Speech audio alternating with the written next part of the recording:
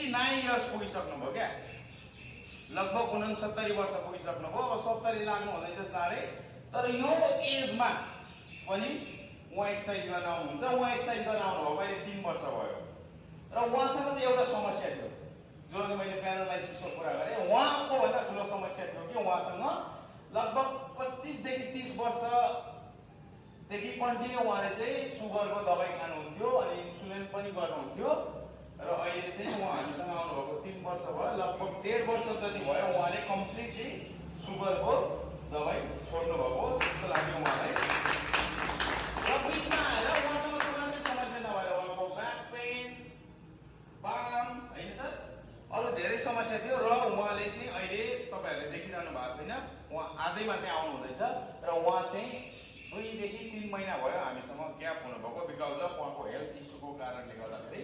मैले के सोचिरहेको थिएँ पर्सनल्ली भन्दाखेरि, हामी जहिले उहाँको कुरा गर्थ्यौँ र के सोचिरहेको थियौँ भन्दाखेरि अब उहाँ आउनुहुन्न बिकज अफ उहाँको एउटा सर्टेन एज भइसक्यो र त्यसमाथि अरू बिरामले पनि च्याप्याच त्यो भएर उहाँ आउनुहुन्न र अहिले चाहिँ उहाँ आउनुभयो क्या आज। र यो उहाँको हिम्मतको लागि strength gym and fitness centre र स्पेसली हाम्रो कार्डियो क्लासको तर्फबाट उहाँलाई वेलकम ब्याक।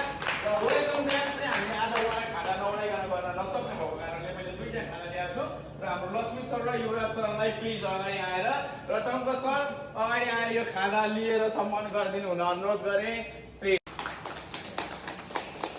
यतिको चाहिँ सही हो क्या तपाईँहरूको उमेरमा पनि क्या, तपाईँहरूको उमेरमा उहाँ ओन्ली 69 इयर्स पुग्नुभयो भर्खरै।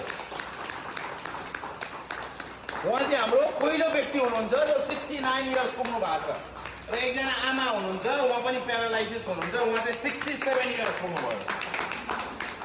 ल अब चाहिँ तपाईँको स्वास्थ्यमा क्रमिक रूपमा